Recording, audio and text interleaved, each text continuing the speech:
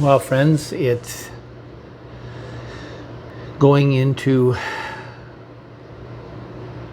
it'll be the 10th Sunday this week that we've watched through means of video like this. And we should be very thankful. You know, we've got a lot to be grateful for, that God in His kindness has been pleased to give us so many unique means like this to connect with each other as best we can, to think of the things that we've missed, that we continue to miss. And I hope that it will help you, like I hope it will help me, not generically to not take these things for granted, but really to grow in a sense of appreciation for the lives that we have as Christians and the desires that flow from our Christian lives, desires that really do come from the goodness of our King. God has given us new hearts that are, as John Piper calls them, desire factories. It's where the things that we love and yearn for and find joy because of and find contentment in, those desires flow from our hearts. And our hearts are tricky things, aren't they? I was listening this morning to one of the CBC radio. I know a lot of you don't listen to CBC radio, but it's kind of my thing. And a man named Terry O'Reilly, that has a radio show that is all about consumers and advertising and promotions and sales efforts and stories about how things have gone well and how they've gone wrong. And it occurred to me this morning as I was listening to this one about how tricky and in some ways fickle our hearts are if we're not doing, as Proverbs tells us, to guard your heart. Guard, like a sentinel, guard your heart, because from it flow the very wellsprings of life. As Terry O'Reilly was giving this talk on the radio this morning, he was speaking about how when consumer products are brought to market, that there's a couple of key ways that the manufacturer tries to assess how well the product's going to be received and therefore how much it's going to sell. And they use focus groups or they use test markets. Test markets are, of course, taking the product, taking a chance, and just putting it out there on the shelves. Putting it out there with the consumers, perhaps flooding the area with some advertising or promotional efforts, perhaps ramping up the sales effort or even the number of salespeople. And let's just see how it goes. And let's just try to get it out there. And the raw data will be, yep, this is how much it sold and it did well or it didn't. Besides test markets, which just jump into the market and throw it there, there's another thing called a focus group.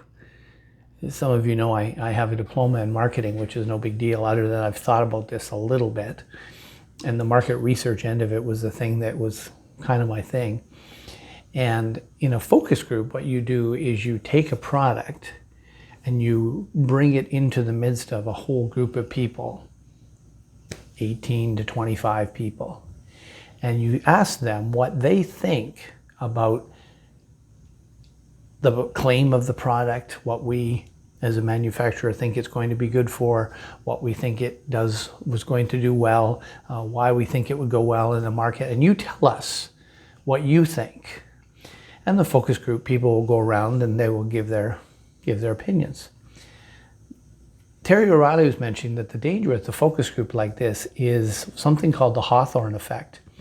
The Hawthorne effect, I only mention it to give credit where credit is due, but Hawthorne is just a city, I think in the state of Ohio, he said. And it got its name because what they realized when they were doing a particular focus group, that people actually answered far differently based on whether or not they knew that their answers were being assessed by the other people in the room. whether they knew their responses were being recorded and analyzed by people observing them. And they realized that the results are tremendously skewed when there's other people in the room and your responses are being analyzed.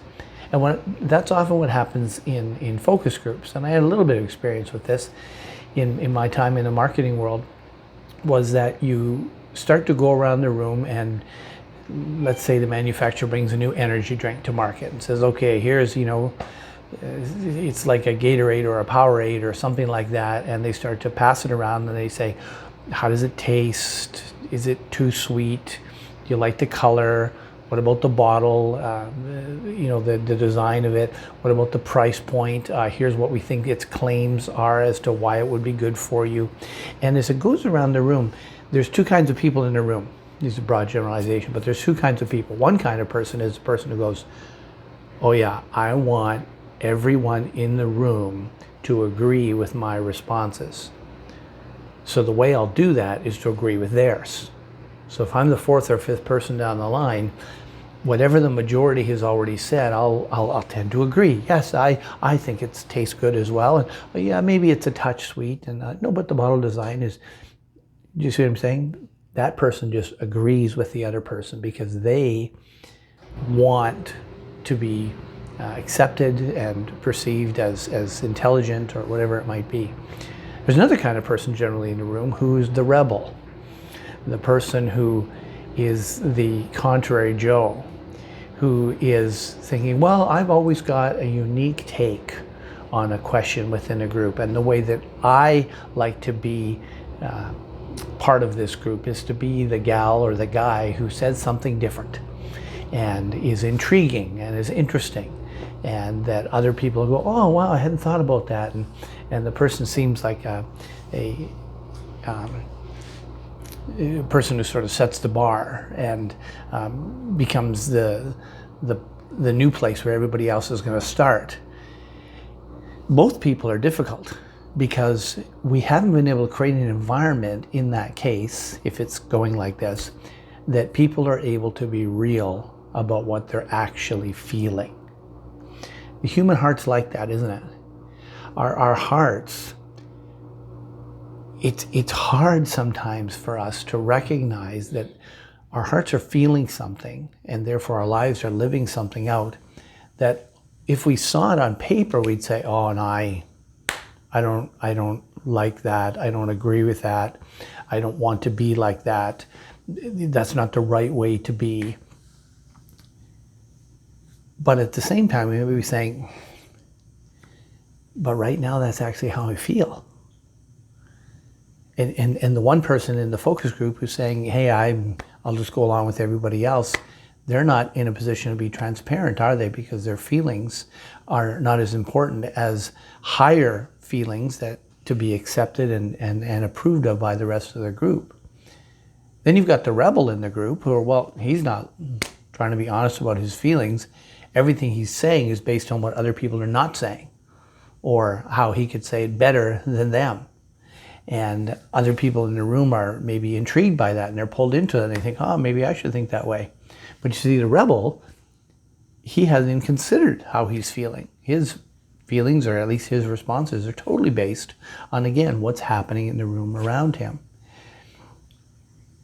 Our hearts are difficult things to be honest with sometimes, aren't they? Or to be honest about. And part of the nature of sanctification, of growing to be more like Christ, actually has an awful lot to do with us guarding our hearts, for out of it flow the well springs of life. So we don't want it to be unduly influenced the other way, and we don't want it to influence wrongly either. We want to guard those affections. One of the tools that Pam and I will often use in our marriage prep or marriage counseling is a program called Prepare and Enrich. You prepare your marriage or you can enrich your marriage. Recently, my son Caleb and Micah went through this. Jeremiah and Emily a while back, you remember them. Of course, Angelo and Laura walked through this, and it's a series of questions that are intended for the two people to understand where they're coming from at the moment that they're filling out the survey. You fill it out, and I can sit there and help analyze it with them and say, well, here's how you're actually feeling, and here's how you're actually feeling, and here's some of the blessings that it often produces and some of the struggles it often produces, and let's talk. And it's just a great basis for conversation. Part of the analyzation of the Prepare and Enrich survey is a category that's called idealistic distortion. Because what we tend to do, are not unlike people in those focus groups, that we tend to look for the right ideal answer, and we tend to answering the way I ought to feel as opposed to just how I'm actually feeling.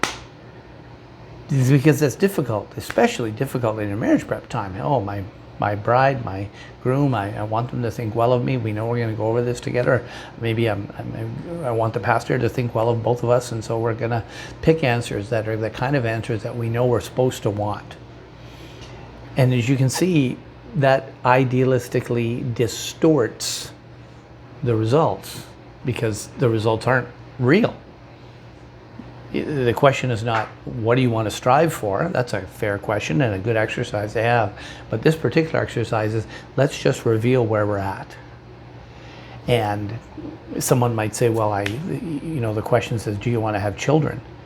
And you think, well, pastors told me I'm supposed to welcome children into my family, which I think is right. And, I know my spouse wants to. And, this is something that people have talked about before. And so I agree, I want to have children. Whereas at the moment, the guy might be thinking, I shouldn't feel this way, but that's how I feel. I thought about traveling with my spouse. The gal may be saying, I thought about starting a career beforehand. The idea of childbirth scares me. The idea of children altogether, I don't like kids. Those aren't the right things I'm supposed to say, but that person may think, I better put down the idealistic answer, even though right now I'm struggling to feel that way. Well, let me tell you, friends, one of the things about the human heart is when you find yourself in a relationship where you can just bare your heart, right? People say some people wear their hearts on their sleeve, meaning they're comfortable enough just to throw it out there, aren't they? And when you find yourself in a relationship where you can just be so transparent that, look, this is how I'm feeling. I know I shouldn't. I wish I didn't, but this is what I'm thinking. Danzig Baptist Church, I want to encourage you this morning on Wednesday, the 6th of May, that you are, as a believer, in exactly that kind of relationship. You can be as transparent with Jesus, more transparent than anyone. He knows our frame, the scriptures tells us. He knows a word before it's even on our tongue. He knows what we're feeling. He gets what we're thinking. He's been tempted in all ways just like you, but without sin, the Bible tells us. So he can relate. He can understand. Isn't that what we say all the time? I would tell someone, I'd be honest, but nobody understands. Jesus understands. He gets it. Bare your heart to him. Be real with him. I struggle to say the word honest because it seems to be just used so much. Be transparent with him. Be open to him. He knows what you're feeling. He knows your struggle anyway. And what liberty it is. Some of you have these relationships in your marriages or relationships with your parents. You have relationships with really close friends. Some of them may be your employers or even your business partners. They may be in your neighborhood, or there'll be someone who lives far away. You know you can just be bare bones straight. I know I shouldn't. I wish I didn't. This is how I feel. This is what's going on with my heart. So let's pray about that. Let's talk that through. Let's start to peel back and ask questions. Well, why do you? What are the things that you think you're going to feel when you when you approach life that way? What is it that makes you tick? Why you know it's wrong? Why do you think that anyway? Why do you like that anyway? Well, I'm not sure. Okay, well, let's think that through. Friends, that's precisely the kind of Christ-like relationships that we want to foster at Downsview Baptist Church. And even in this time of a little bit of social isolation, disconnection, where we have a bit of extra time that way, what a great use of your time to call someone up. The leaders at the church would love to be those people to do that with you, but call someone that you know, write someone that you know, to say, look, I've been struggling with something, and I know I shouldn't, but I do, or I wish I didn't, but I do, or I wish I did, but I don't.